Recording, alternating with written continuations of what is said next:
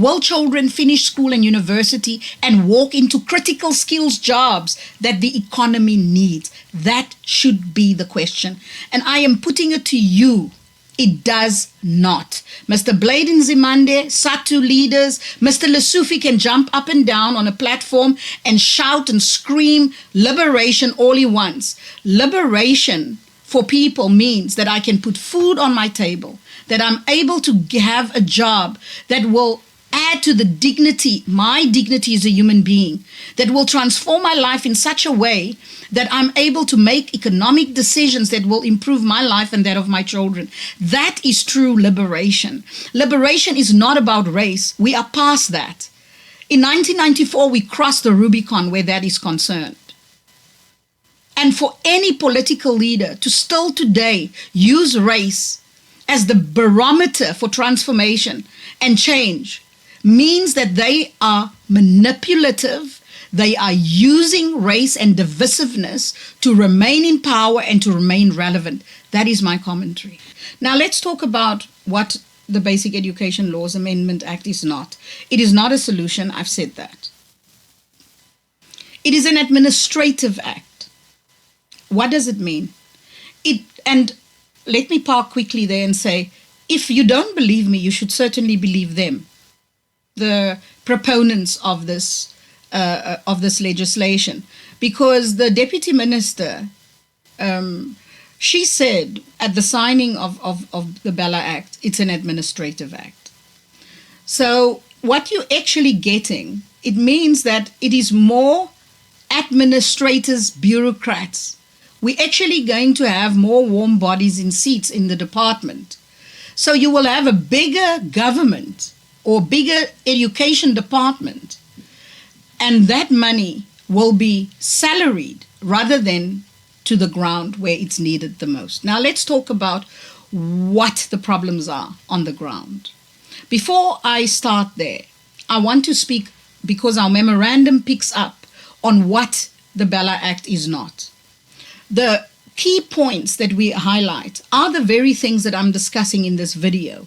One, that the Bela Act does not address the crisis in education and that we need education reform urgently. Now, I want to go to the place where the president signed the act and then he put clauses 4 and 5 on hold. So I want to talk around the process of Bela.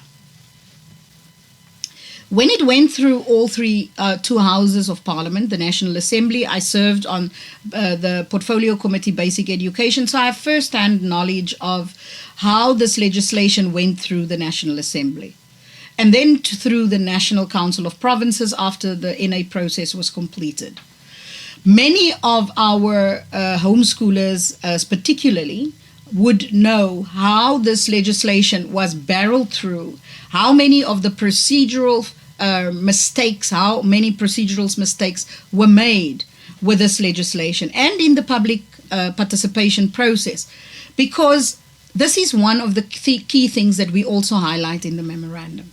We are highlighting the fact that, 1, we need education reform.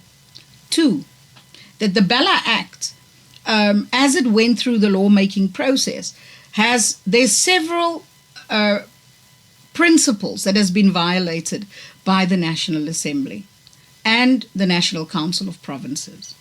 One of the things, as an example, is that when people came to the public hearings, they had no knowledge of why or what is in the Bela Act. Many of them expressed that on camera, and you can even hear some of it on YouTube if they have not removed it. That people said, I've just received this bill today. I don't even know what is in it, but you are expecting me to comment on it.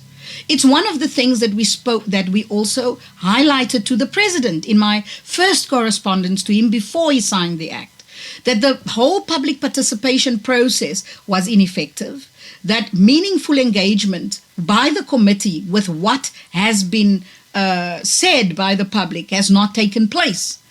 One of the things being that we did not have a comprehensive matrix where all these submissions and inputs from the public were in a comprehensive document for the committee to consider the voices of the people and to engage with it.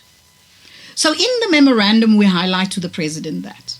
Now, Why do I mention this? Because we need to address the noise around the Bela Act. One of them being that I heard an NGO, and I'm not going to give their name, say that for the sake of democracy, the Bela Act must be enacted. For the sake of democracy, the voices of the thousands of South Africans who rejected this legislation and gave their reasons, their voices for the sake of democracy should be adhered to and listened to. It is startling to me that we have pundits, we have academia telling parents and community leaders that the reason they're rejecting this is because of misinformation. Well, if they're rejecting it because of misinformation, it means that there was no proper and effective education process around the legislation.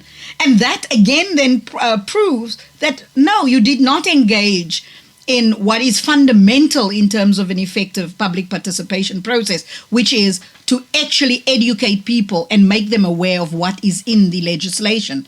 And giving the Department of Basic Education 10 minutes or an hour to speak on the day of the public hearing on the legislation does not make effective public participation at all.